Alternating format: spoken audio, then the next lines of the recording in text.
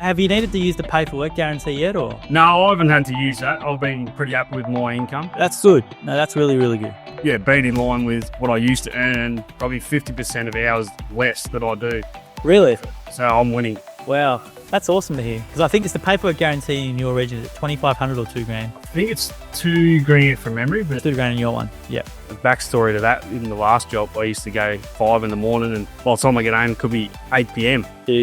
Whereas, I could do 4 hours work now and be home at lunch and I've made more money. So today we're joined by Michael McDow from Jim's Mowing Epping. You're a fairly new franchisee, but you just told me off camera before that on the way to work, you used to listen to this and you said if you were a franchisee, you'd jump on. So here you are. So we appreciate you coming on. No, thanks for having me, Joel.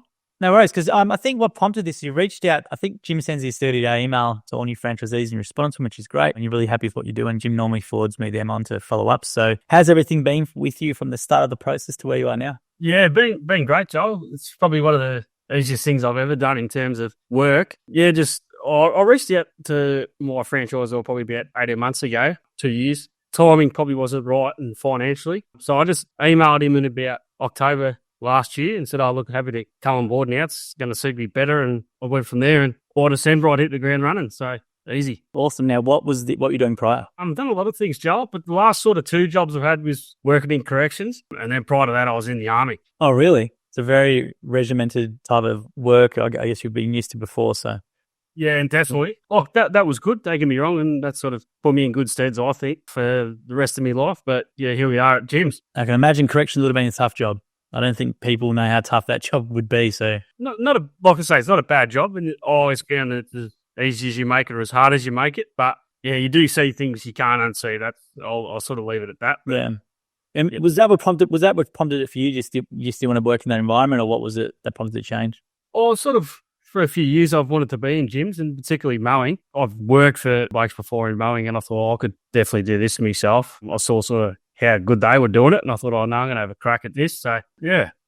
So did you have as you said, you went out and you've done some work before in this field. Is that you just enjoyed the work, or was it more you want to run your own business and this was the way to do it? Or definitely enjoyed the work without a doubt. But yeah, like I see Jim's trailers going around everywhere. To me, that's the pinnacle of the industry. So let's go to the top. Love hearing that. That's great. I'm sure a lot of the franchisees will love hearing that as well. But that's awesome to hear. So then how's the training for you? So completely unrelated field. How did you go through the whole experience and how did you find it all? Yeah, I think the training was brilliant. It was worth every minute of it. So obviously, it starts with the boss himself and him coming down and, yeah, very reserved man, that bloke.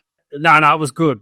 I wouldn't change a thing with it. I think it's brilliant. And I've made quite a few sort of networks out of that. Not necessarily people from Victoria, but folks that were doing gyms for up in Queensland. And I went on holidays in January and I actually caught up with a couple. So, oh, really? That's great. I love hearing that. That's awesome. Yeah, because it's quite common for people that don't know when you do new franchisee training. Yeah, you're sort of thrown in with everyone from around Australia and even New Zealand sometimes, and people form friendship groups with WhatsApp groups or messenger groups and stuff like that and stay in touch. That's great to hear. Yeah, no, it's good. Love it.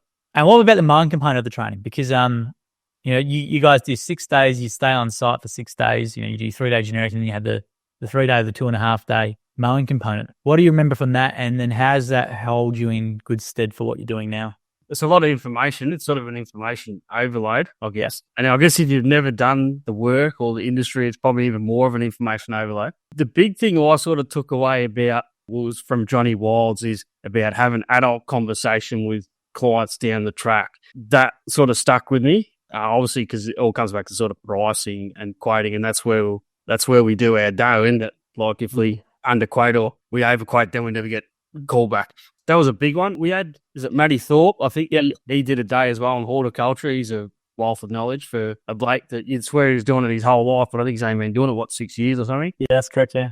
Yeah, no, I loved it. I can't speak highly enough of it. What did John say around the quoting? Because I think quoting is generally the thing that's pretty tough for most people. I think it's really hard to get right in the start. So what about the quoting side of it? And when he says adult conversations, do you want to just explain to people what he meant by that? Yeah, well, so you might price a job that when you first start, you're probably a bit out of the ballpark. And they might become, say, someone who's like a regular mow. In a few months' time, when you start to, more proficient at it, have that adult conversation about raising the price rather than just going bang high off the bat and probably getting a once off and then never getting a call back again and, hear the thing, gym's too expensive. You hear that a lot.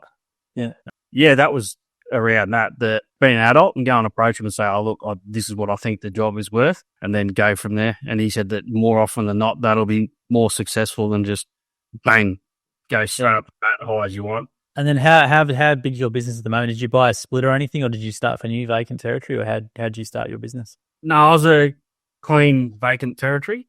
Yeah, so I started with 0, and I think I got up to I'm at 16 regulars now. There's been a lot of once-offs in there, a few cleanups and stuff like that. But yeah, no, it's built, and I haven't really been chasing it either. It's just happening. So there's plenty of work. Yeah, how you been building your business as a new territory? Just as you said, you've been doing a good job and generating referrals in person, or have you been building your business? Yeah, probably a combination of a lot of things. I've used obviously day one, you start with 0, so you flick the course on and see what comes in. And it was sort of odd because it got to about 11 o'clock and nothing had come in. I was like, geez, what have I done here?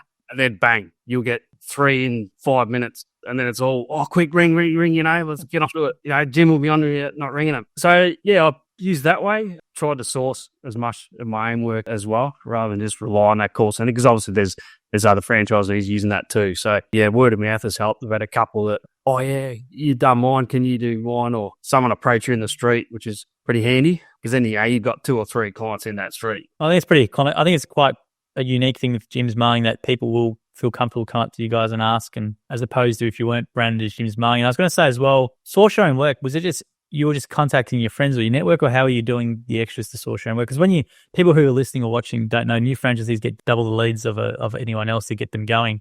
So you get that big rush and stuff like that. But what else? Other ways were you trying to generate work? I've reached out to like some family, and then a couple of people actually approached me when they knew that I was coming on board with gyms, because they use gyms in other things like cleaning, and they said, once you start, we've got some ongoing work for you if you want it. I said, yeah, no worries. If you know anyone that, is doesn't quite like mowing, they're your way in for sure. Because they'll go and, tell their mates about you and whatnot. But just having that trailer, like people will approach you, you worked for other blokes in the past that were independents, I've never seen that. And then yesterday, 2 blokes just come up to me and said, can I have a card? I might have some work. I was like, yeah, no worries, mate, and leave it at that. But yeah, really, it's a great comment. I heard that from Chris Hansen, who's a franchise on Sydney the other day, and he said exactly the same thing. Like with the walk-ups, it's a quite common thing with people to feel comfortable to walk up to the Jim's Mowing guy, but not the independent, because obviously the brand and the trust. And it's very common that if you're doing someone in the street, there's someone comes out and looks at what you're doing and has a sticky beat and then sees your quality of your work, and then will come up to you next time and ask for your details, which is quite a common occurrence, and I'm sure it's going to happen more to you. Yeah, well, fingers crossed, hopefully. That means I'll be going all right. But absolutely. And now, have you needed to use the pay for work guarantee yet, or? No, I haven't had to use that. I've been pretty happy with my income. That's good. No, that's really, really good. Yeah, being in line with what I used to earn, probably 50% of hours less that I do. Really? So I'm winning. Wow, that's awesome to hear. Because I think is the pay for work guarantee in your region, is it $2,500 or $2,000? I think it's $2,000 from memory, but $2,000 in your one. Yeah, cool. And so you've been happy with the income level already? What you've been doing? Yeah, definitely. Yeah. And like I say, I got a bit of a life back. Like a backstory to that, in the last job, I used to go 5 a.m, and by the time I get home, it could be 8 p.m. Whereas, I could do 4 hours work now and be home at lunch, and I've made more money. Really? I've got a life back, Yeah. Now, what do you do with those extra hours? Do you have a family or anything, or what do you do with the extra hours? Oh no, I've got my other half, better half, I call it. But I'm actually sort of a pretty big reader, so I'll actually pull out a few books and read a few thrillers, and there's always something you can do in it. If you got something, if you're doing nothing else, there's always something you can do. So. And do you find yourself mentally, how's the mental load been then, coming from that job to this? How's it been? Yeah, much better. I actually sort of feel healthier too. Not just in mind, but just outside doing a bit of exercise, a bit of sunlight. How many steps you're doing a day? I heard a stat the other day from Chris Hansen was saying in Sydney that a lot of the guys average 18 to 20 Ks a day walking. So how much do you reckon distance you're covering in a day? Don't quite think that much, but yeah, that's a good effort, 18, 20. Yeah. I've never actually measured it, to be honest, Joel, so there's making a figure up, but I always reach my daily figure on my iPhone. It's always beeping and stuff. I must be doing something right. Yeah, because the areas I mentioned that, because a lot of people, we don't promote it enough, but I think the health benefits of being a franchise, the mental health and obviously the physical health, you can get paid good money to lose weight pretty much if that's what you need to do. I'm not saying a lot of people need that, but I think that's a really good benefit of your Jim's Mowing franchise is just the physicality of it and the nature of it. You're walking, you're healthy. I've met a lot of 60-year-old franchisees who've been in gyms for around 20 years, and you're looking at 60 years old comparing to some other 60-year-olds I've seen who will maybe work a corporate job or something else. It's just light and day with the difference. Yeah, it's definitely good for your health. You'll save money on your gym membership. Absolutely. You won't need to get an Ozempic or nothing like that. And plus you get paid to do it as well. And I was going to say as well, how have you found in the other physicality side of it? Like obviously there's new muscles you might be using and stuff with hedging and things like that. How long did the body take for you to adjust? Yeah, not as long as I thought, but like you might do hedging one day and then you might do hedging again could be a week or two. Yeah, I'm always still a bit tender after it. So hedging reminds me a lot of back in the days of running around with a rifle above my head. So... And with your equipment then, Michael, what setup did you choose to go with? Did you go with half battery, half petrol-powered mower? What sort of equipment did you go with? Yeah, so I went the Honda self-propelled HRE, and then I went with still snippers, the Versatile or Multi-Tool, whatever. Multi-Tool, yeah. And I have a battery hedger. That was sort of my trial piece. If I thought it was going to be good, then I could progress into it, because it's definitely quieter and lighter. It's way less than a rifle. No, I actually reckon it's heavier. Oh, really? Yeah. Would it be like 7-8 kilos with the hedger, or a bit heavier than that? Yeah, I'm not too sure, Joel, but it just seems heavy. I think it's because you hold it awkward ways and whatnot, but yeah. And what about the multi-tool? How useful have you found a multi-tool? Because I remember I've interviewed a few people and they start with the multi-tool, and with all the different attachments there's obviously they can put in it. So how useful have you found that? Oh, that's been the best money I've spent, I think. Just with the edging blade, a lot of lawns I was going to early was 200 mil over the footpath. So you're just getting the edge attachment out and just blading it, and then you get that nice crisp edge. And I guess that's what everyone comments on the edges. Once you sort of do that once, you can just do it with the whippersnipper after that, because then you're sort of training it, I guess, for want of a better word. But yes, yep. And what other attachments does those multi-tools have? You mentioned the blade edger. What else does it have with it? It's got the hedger. You can get the whippersnipper. I think you can get a mower attachment as well. I think there's even like augers or something like that. But yeah, I don't sort of dabble into that. Just stick to my lane. And now, with the business as well, how have you found the running the business side, like the books and stuff? How's that been? Because it can be quite new if you've never done it before. So how's that side of the business been for you? Yeah, I sort of just leave that to the bookkeeper in bookkeeping. And that's smart. He deals with that. And then that keeps the ATO off my back, which does nothing I took away from the training. When they said, we deal with the ATO on your behalf, bang, sold. Very smart. A lot of people don't realise that until a couple of years later, and then it's a big mess to clean up and costs a lot of money. Well, the first couple of things, I thought I was doing it the right way, and she gets on and looks, and it was all wrong. And like, it wasn't far wrong, but, when you start dealing with taxes and stuff, it's got to be right. So she's worth every penny. I hope she sees this. No, Jim's bookkeeping are great. I think every franchisee, when they start, they should just do it. Just get it for 6 months. It's a no-brainer. And some franchisors even now included in startup packs in some divisions, because it's really, really important, the Jim's bookkeeping service. Yeah, I think that's not as important as your mower. Awesome. Mate. It's not bad. Yeah, absolutely. It's your money. Exactly right. Getting it right and making sure you get all the deductions you can get and making sure receipts and all that sort of thing. It's an absolute no-brainer. Yeah, definitely. And what's your bookkeeper's name? Louise. Is it Louise? I think it's Louise Lennon. Louise Lennon. It's Glennon. So we'll give her a shout out for that. But that's awesome advice, and absolutely use the Jim's bookkeeper. And what else about the business, Michael, have you enjoyed doing? Because obviously it's great that you apply the gym after your first 30 days saying you're happy. What else has it been for you? Giving me a life again. And what does that mean to you? Is that just work, like giving you a life? You mean you can do more to reading, or you don't have to do that 5 to 8, which is a pretty insane work that. It's the flexibility. A good example, probably about 3 or 4 weeks ago, I actually had to move house. I just moved clients around that so I could move in. Where if you're in a normal job and you needed at short notice to move house, you'd be struggling. Just the flexibility, if you want to go and do something, you can. Like, I'm still a Army reservist as well. So if I get a training weekend and we've got to go on a Friday, well, Friday becomes Thursday's work as well, and then away I go. You've got a couple of blokes that, I think we've got one bloke at head office is in the reserves as well, and you did like something in the Solomon Islands, like a peacekeeping thing. So yeah, it's a good thing to stay a part of as well, the reserves. So it's a really good thing you're doing there. Yeah, a bit of tax-free money there, get any money. That is true. And maybe, have you got any missions or anything as the peacekeeper or anything, or is that something that's available to you as the reserves? Oh, there probably is now with your own business. If you're going to disappear for, that's true. You bleed your time, someone's either got to run it, or I'm really thought about. No, that's enough for any substantial, because then that can bring problems as well, can't it? Having workers, are they going to do the right thing? Absolutely. And I was going to say, when with support, who's your franchisor, and how's that franchisor been supporting you? So I've got Johnny Formosa. Yeah, he rings every week.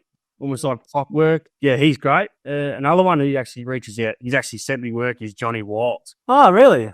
Yeah, it all started funny with him, and he had a job here, Craigieburn, I think it was, and he goes, "Are you near there?" And I said, "Yeah." We started from there. He's actually sent quite a few jobs to me, actually. So, Oh, really? That's good to hear. very good, and Johnny rings every week, so no, all good. He lives on his phone, John. I'm sure when Elon Musk brings out a phone you can implant in your head, I think John will be the first one for it, because I've never seen a man get so many phone calls or make so many phone calls in a day regarding clients and franchisees and support. He does a great job.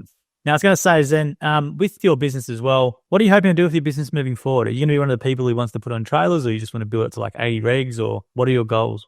Yeah, I think I'll just keep it as me for now. I hear too many things about workers. We've all had jobs and we've all been workers. And when I think back, we've all been a headache somewhat. And I just thought, it's handy because, if you go away, someone's there to run it. And what are you coming back to? That's my fear. Am I going to come back to 400 complaints and clients dropping off left, right and centre? So that's my fear. But yeah, I think I'd probably just keep it myself. Even the other half, she might even eventually come out at some point. She's been a pretty big supporter of this. So awesome. Oh, when you say your partner's been supportive, that's great. What do you mean? Is it just been extra encouragement, or when you're sort of not sure to start? She sort of from pretty much the time that I met her, she's always saying that this has been a venture that I was looking to go down. And she never said, "Oh, what do you want to do that for?" She's always been number one fan. That's great. I call her a good wifey. No, that's great to hear, because the reason why I say Mike is a lot of the time when I do interviews, you have people who they'll say they didn't listen to their partner, or their accountant tried to talk them out of it and they said stuff and they went for it, and they always say it's the best thing. It's not because they don't want you to succeed or anything, but it might be a risk if you've got a full-time job or something like that. It can be a risky thing as well. Yeah, well, that's the thing, that she was obviously has the same fears everybody does. You go from X amount or Y amount a fortnight to unknown, and I think that's her one fear. But I used to get her onto these podcasts, and I was showing her the systems. I said, "Oh, look, it's very." If we're doing J Blows mowing, we'd probably fail in the first year. But I think with the gyms and the gyms group, I think we're, what I reckon is 88% more likely to be in business after the first year or something. So yeah, well, we're pretty open about it. Yeah, I'm glad you brought that up, Michael. I think Jim says 12%, but it's not just because 12% fail. People might go back to jobs, or they might find it's not for them after 6 months or whatever it is. So yeah, it's probably a lot less than that fail. It's just that 12% in the first year leave, and for whatever reason. So yeah, you got way better chance to succeed with the gym's franchise as opposed to independent. Yeah, definitely. I'm glad to hear your wife is supporting you, and hopefully she wasn't too annoyed by my voice on the podcast, but she can listen to your one now as well. But I'm really happy to hear that your wife supported you, because I think when I do a heap of these interviews, you would have heard them as well. The person will say sometimes their partner wasn't sure, or maybe tries to talk them out of it and stuff. But I'm really glad to hear that your wife was the actual opposite. That's awesome. Yeah, well, so it's like, it might be my business, but it affects her in just as many ways as it does me, so might have I'm the franchisee, but she's still a part of it in every way. So, and what does she think of the decision now? She's happy she encouraged you? Yeah, I think she would be. I think she enjoys me coming home at a reasonable hour. And when I say a reasonable hour, she still thinks I work part-time. Said what you're doing before, yeah. And I was going to say then, with your business now, what software are you using? Like, how are you managing your day-to-day? So I use MyOp. Use Mob, yeah. Yeah, that was X amount discount or something with things. Yeah, really cheap. Yeah, whatever it was. So I thought, I'll jump with that. It's good because you can sort of see it links to the ATA, and like I said, all that Louise does all that for me. So I thought, it seemed pretty good to have a software program, and then the odd time I still write out a thing for like they don't have email or whatever, and I'll just give them a receipt, and then I'll come back home and I put that in there. She can see everything, and then I can see everything. Yeah, that or Xero, I think, is probably the two better ones. And how are you managing your day with the customers? Are you using an app to manage your jobs, or are you doing the day? What are you doing? Yeah, so I have a written diary, and then I use the Jim's jobs. Yeah, that's it. Yeah, print it out, but I sort of track it from the start of the week. Right, Monday's this or Tuesday's that, and particularly when it's new, you sort of know where you're going. Yeah, you start getting massive amounts of clients, and it's probably more prevalent. But what's to you from being within Jim's Mowing now is a major point of difference with customer service that you think compared to other, let's say, non-Jim's Mowing brands? What to you is a big difference with customer service that because you're in it now? Yeah, I think I had this conversation the other day with a client, and he had had someone for years and then you just sort of stopped turning up. Whereas, we can't do that in gyms. We're sort of held accountable by the system. If we just did a no-show, they ring up, there's a complaint. And then problems get solved. Or I find I did a vacant block for somebody. I actually asked for the money up front because, I'm thinking of a vacant address, so I can't chase them for money at a later date. And Johnny foremost had put me onto that from the start. He said, ask him up front for the money, a vacant block. You'll find it was good. He goes, yeah, no worries. I find if you had Joe Blow to do that, there's more chance of them doing a runner, whereas we can't. They just ring the call centre and, if they don't think we've done the job, the call centre's going to make us do it. Yeah.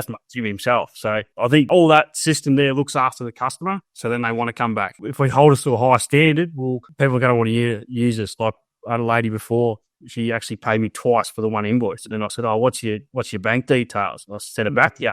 And she goes, oh, yeah, I really appreciate that honesty because, the last one I had wouldn't have done that and stuff like that, So I think it's like a bit of integrity, never killed anyone. And that's gyms because, if we start ripping them off, that's his brand that's getting damaged, isn't it? And how do you go about selling your service then? And like obviously, a lot of people might get multiple quotes, or have you found they don't bother that, they just want gyms, or how are you going about with your selling your services? I don't really sell it too much. I go out there might be mowing or whatever it might be, and I'll be like, oh yeah, this looks like your sprinkler's broken or something. Just an fix them, and that you just fix it. And then they start to sort of work out that they don't just mow yards, and then you can get other work out of them. But I guess as well, it helps too. The other day someone asked me to do a double-story gutter cleaner. There's absolutely zero chance I'm doing that. So I just rang up John and said, have you got someone? And he gave me a number, and when I went out to mow the next day, he'd already been and done the job. It was just like that. To me, that's customer service. If someone can't do it, someone else will, or someone else can. That's whereas if you're Joe Blow, it's hard to do that if you don't know anyone. It's sort of like, we'll just get someone else. Whereas, no, don't worry about it. You can find someone to come and look after a customer's problem, whether it's you or not. And that's the power of the group, isn't it? Yeah, absolutely. And it's a great thing that your franchisor, because your franchisors will know everyone because John in particular has been around for many years. They know everyone, or they'll know someone who knows someone. So that's a really big part of it as well. And that is great customer service, getting the job done for the customer who just wants it done. Doesn't matter who does it. Sometimes it's another franchisee and they get an extra job out of it due to you as well. And that's a bunch of goodwill that goes around and comes around as well. Yeah, definitely. I was going to say then, Michael, with you, what has been the most surprising thing about doing your own business? Has there been anything surprising, or has it married up completely to what you expected? Has it been better, worse? What's it been? No, it's definitely been probably better. That's good. Yeah, it's just like something else. Like it's not like your normal job, is it? You've always got that back in your mind. If you want to go away, like I alluded to before, what are you going to do with it while you got it? Don't just sit idle. If for anyone that's thinking about it, just get the Band-Aid, rip it off, and sometimes you got to fake it till you make it. Just give it a go. The pros will be bigger than the cons, put it that way. Yeah, well, I was going to say, do you remember your first job? Do you remember your first lead comes through? Geez, how do I deal with this? So how did you go on your first lead? The first lead, I had it on, I sat there. I think they were still on the phone to the call centre when I was ringing them. Oh, awesome. And I still live by that. If I know I can't get to somewhere in the day, then the call centre goes off. I want to be straight on the phone to them, 10, 15 seconds type. It just eliminates that, I'll just, get 3 quotes. This bloke, straight onto it, I usually find if they go, gee, that was quick. No, you've got it. Absolutely. Without a doubt, you've got the job. 100%. I think beauty with gyms is people might try else, originally sometimes, and then, geez, they have a bad experience, and then always will come to us and never leave. And it happens quite a lot when I've done a lot of these, when I've done customer interviews and stuff as well. They say similar things to what you said before about other people. And I think the service standards, not to have a crack at independence, but with gyms, as you said, there's just that accountability that no independent business can have. High Pages and Airtask are the same. They can't have that. And we've got the work guarantee in place as well. And as you said, Jim himself will personally get involved in a complaint if needed, if it's not resolved the first time. Yeah, well, that's it. Yeah, I'll find High Pages and Airtask, because that's just, you may as well stay home, I think. Like, it's like a bidding process or whatever it is. I think it's, Well, the customer who goes in that wants the cheapest price, and you're up against, you're going to be constantly withering your price down. And if someone calls for gyms, they want a gyms franchisee. You're not, that's the beauty of it. Yeah, you do. Like, obviously, you still get that. The last bloke did it for this, and yeah. How do you deal with that? If someone does that, yeah. Like, well, this is the price. Like, I don't do it to be rude, but if they're ringing you, there's a reason that he's obviously unreliable. And I just say, look, this is a premium service. I said, we're backed by the guarantee. If you think I'm not turning up, one phone call to the call center, your problem will be solved. I said, that's what you're paying for. You're not paying for, dude working out of his boot of his car with a push mower. Like, the fucking service. Yeah, we're not having a crack at those people having a crack, but I understand that. I understand exactly what you say because I deal with a lot of those people online with all the social media comments, as you can imagine. But you're right, and that's the thing, premium service for a fair price. That's the key. Yeah, that's it. So, and at the end of the day, most people will come around, but if they don't, well then, sorry, mate. But yeah, well, there's a lead fee discount in there to hopefully offset those ones that do. Yeah, that's right. Which that's another thing that I think that's brilliant. Like, he doesn't have to do that, but he obviously, Jim chooses to do that to help out his franchisees. So now, if the fees, Michael, I'm sure you might have heard some before coming to Jim's Mowing about the fees. There's always a lot of different information about it. But how are you finding? Like, do you think the fees are fair for the value you get, or how have you found all that? Yeah, absolutely. I think they're fair. Like you say before, you go, why would you do that? You're gonna have to pay Jim after your revenue. And it's funny because it's like, well, this isn't McDonald's or KFC where that might be the case. This is, so we pay the one fee and I could have 45 blokes work for me and it doesn't change. Or if it's just me, it's still the same. I think it's more than reasonable. Absolutely. No, great to hear. I always have to ask that to anyone because, there's some crazy stuff online about the gym's franchise fee, which is why we do so much video content around it. We'll keep doing it, I reckon, until I'm 90 years old and we'll still get people who are still thinking it, unfortunately. Yeah, you will, unfortunately. I was about to say in the background before we go something personal, you're a big Storm man, you're a big Wallabies man, you like your rugby. I do actually like a lot of sports, Joel. Yep. Okay. Rugby's just one of them. Yeah. In the background, you can obviously see Saturday naked gun. Oh, what else you got to do? Yeah, you got the obviously State of Origin. What else does it? Into the A-League, I like the soccer a bit. Who do you go for? Melbourne Victory in the A-League. Okay. Yeah, and then it was Melbourne Rebels, but they don't exist anymore. So yeah, they folded last year. Yeah, unfortunately. But the big one I can't go past is Collingwood. That's my pride and joy. Collingwood. So that's why you get on with John Miles. He's a big Collingwood man. Yeah, that's right. He is too, isn't he? You're a fan about that. It's smart begin. No, there you go. Well, the Pies. Hey, how you reckon they're going to go this year? To be honest, I say this every year, but I actually think rubbish. I think they're then exposed. And you reckon?